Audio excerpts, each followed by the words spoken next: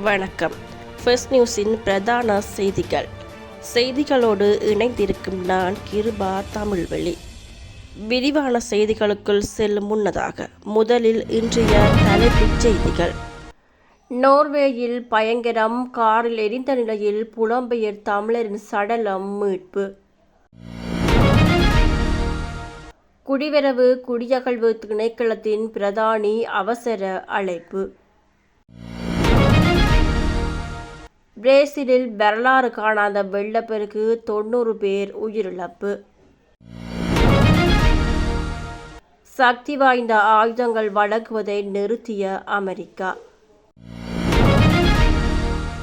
கேரள மாநிலம் TV channel Cameron யானை மிதித்து உயிரிழப்பு. பிரிட்டன் பாதுகாப்புத்துறை மீது சைபர் தாக்குதல், சீனா மீது சந்தேகம். துருக்கியில் அவசரமாக தரையிறக்கப்பட்ட விமானம் விபத்து. இனி விரிவான செய்திகள். நோர்வேயில் யாழ்ப்பாணத்தை சேர்ந்த புலம்பெயர் தமிழர் காரில் எரிந்த நிலையில் இளங்குடும்பஸ்தர் சடலமாக மீட்கப்பட்டுள்ளதாக கூறப்படுகிறது.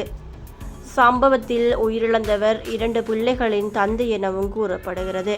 யாழ்ப்பாணத்தை சேர்ந்த இளம் குடும்பஸ்தரே இவ்வாறு சடலமாக மீட்கப்பட்டுள்ளார். இந்த நிலையில் இந்த சம்பவம் கொலையா தற்கொலையா என்ற கோணத்தில் அந்த நாட்டு போலீசார் விசாரணைகளை மேற்கொண்டு வருகின்றனர். இந்த நிலையில் இந்த சம்பவம் நோர்வே வாழ் தமிழ் மக்களின் மத்தியில் பெரும் துயரத்தை ஏற்படுத்தியுள்ளது. குடிவரவு குடியகழ்வு திணைக்களத்தின் பிரதானி மற்றும் பொதுமக்கள் பாதுகாப்பு அமைச்சின் செயலாளர் ஆகியோர் அரசாங்க நிதி தொடர்பாக குழுவில் முன்னிலையாகுமாறு அழைக்கப்பட்டுள்ளனர். அந்த குழுவின் தலைவர் பாராளுமன்ற உறுப்பினர் கர்சடி சில்வா தனது எக்ஸ் கணக்கில் குறிப்பொன்றை இட்டு இதனை குறிப்பிட்டுள்ளார். சமூகத்தில் பெரிதும் பேசப்பட்ட தற்போதைய விசா நெருக்கடி தொடர்பான விசாரணைகளுக்காகவே இவர்கள் அழைக்கப்பட்டுள்ளதாக அதில் மேலும் தெரிவிக்கப்பட்டுள்ளது. பிரேசிலின் தெற்கு பகுதிகளில் பெய்த பெரும் மழையால் ரியோ கிராண்டே சுல் நகரத்தில் ஏற்பட்டுள்ள வெள்ளத்தில் சிக்கி 90 பேர் உயிரிழந்தனர். கடும் மழை காரணமாக கட்டிடங்களின் மேற்கூரையில் தஞ்சமடைந்திருக்கும் ஏராளமானோர் உணவு, குடிநீர் உள்ளிட்ட அத்தியாவசிய தேவைகள் கிடைக்காமல் அவதிப்பட்டு வருகின்றனர். போர்ட்டோ அல்ட்ரேவில் இருந்து 17 கிலோமீட்டர் தொலைவில் உள்ள எல்டோரா பகுதிகளில் பலர் விழுந்து சாலையோர பிராட்டங்களில் தங்கியவாறு உணவுக்காக காத்திருந்தனர். வெள்ளத்தில் சிக்கியவர்களை மீட்க குறுகிய தெருக்களில், படகுகளில் மற்றும் ஹெலிகாப்டர்களில் தேடுதல் பணி முடுக்கிவிடப்பட்டுள்ளது.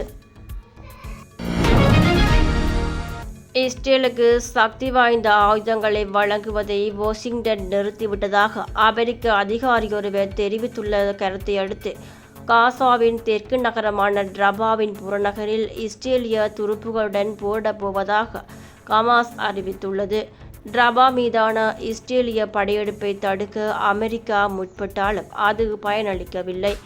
ஹமாஸுடனான போர் நிறுத்த முன்மொழிவை இஸ்ரேல் நிராகரித்துள்ளது. பேச்சுவார்த்தைகளுக்கு இஸ்ரேல் தயாராக இல்லை. இன்று புதன்கிழமை கெய்ரோவில் போர் நிறுத்த பேச்சுக்களை மீள ஆரம்பிக்க முயற்சிகள் மேற்கொள்ளப்படுகின்றன. ஹமாஸ் போராளிகளை தோற்கடிக்க ரபா மீது இஸ்ரேல் ஒரு பாரிய தாக்குதலை நடத்தப் போவதாக அச்சுறுத்தியுள்ளது. ஆனால் மேற்கத்திய நாடுகளும் ஐக்கிய நாடுகள் சபையும் ரபா நகரத்தின் மீதான முழு அளவிலான தாக்குதல் மனிதாபிமான பேரழிவாக இருக்கும் என்றும் எச்சரித்துள்ளன.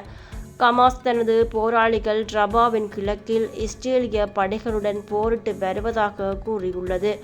ஆயிரக்கணக்கான பாலஸ்தீனியர்கள் இங்கு தஞ்சமடைந்துள்ளனர். இதற்கு மத்தியிலேயே இஸ்ரேலின் தாக்குதல்களும் தொடர்கின்றன. கேரள மாநிலம் மலப்புரம் மாவட்டம் பரப்பன்காடு செட்டிப்படியை சேர்ந்த உன்னிதேவி தம்பதியின் மகன் முகேஷ் 34 பாலக்காடு மாத்ருபூமி செய்தி சேனலில் வீடியோகிராஃபராக பணியாற்றினார். மலம்புலா பனமரக்காடு என்ற இடத்தில் குடியிருப்பு பகுதிக்குள் காட்டு யானை கூட்டம் முகாமிட்டுள்ளதாக கிடைத்த தகவலால் அங்கு செய்தி சேகரிக்க வீடியோகிராஃபர் சென்றார். அங்கு ஆற்றை கடந்து சென்ற யானை கூட்டத்தை முகேஷ் வீடியோ எடுத்தபோது திடீரென முகேஷ் உள்ளிட்டோரை காட்டு யானைகள் துரத்தியதால் மூவரும் தப்பியோட முயன்றனர். கால் தவறி விழுந்த முகேஷை யானை மிதித்தது. அங்கிருந்தோர் முகேஷை மீட்டு பாலக்காட்டு மருத்துவமனைக்கு அனுமதித்துள்ளனர். ஆனால் சிகிச்சை பலனின்றி அவர் உயிரிழந்துள்ளார். இந்த சம்பவம் தொடர்பாக புதுச்சேரி கசபா போலீஸ் விசாரிக்கின்றனர். முகேஷ் மறைவுக்கு கேரள முதல்வர் பினராயி விஜயன் இரங்கல் தெரிவித்துள்ளார்.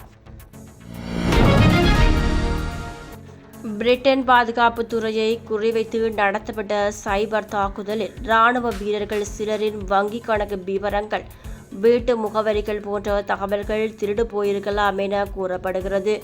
இராணுவத்தினருக்கு ஊதியம் வழங்குவதற்காக நியமிக்கப்பட்டிருந்த நிறுவனத்தில் கணனிகள் மீது சைபர் தாக்குதல் நடத்தப்பட்டதாக தெரிய வருகிறது. இதனையடுத்து இணைய வசதிகள் உடனடியாக துண்டிக்கப்பட்டதாகவும் அதிகாரிகள் கூறினர். இராணுவ வீரர்களின் ஊதிய விவரங்கள் தெரிந்து கொண்டு பின்னர் அவர்களுக்கு பணத்தாசை காட்டி இராணுவ ரகசியங்கள் திருட சீனா இவ்வாறு செய்திருக்கலாம் என பிரிட்டன் அதிகாரிகள் சந்தேகம் வெளியிட்டுள்ளனர். துருக்கி நாட்டின் இஸ்தான்புல் விமான நிலையத்தில் சரக்கு விமானம் ஒன்று அவசரமாக தரையிறக்கப்பட்ட போது முன்பகுதி தரையுடன் மோதி தீப்பற்றி விபத்துக்குள்ளாகியதாக அந்நாட்டு ஊடகங்கள் செய்தி வெளியிட்டுள்ளன.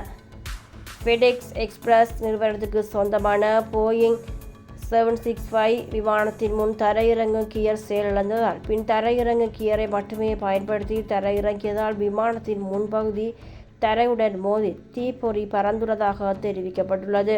குறித்த விபத்தில் யாருக்கும் காயம் ஏற்படவில்லை எனவும் விமான ஊழியர் பாதுகாப்பாக வெளியேற்றப்பட்டதாகவும் துருக்கியின் போக்குவரத்து அமைச்சர் அப்துல் காதிர் கூறியுள்ளார். விபத்துக்குள்ளான விமானத்தை அகற்றும் பணியின் போது விமானம் தரையிறங்கிய ஓடுபாதை தற்காலிகமாக மூடப்பட்டுள்ளது. இத்துடன் எமது பிரதான செய்திகள் நிறைவடைகின்றன.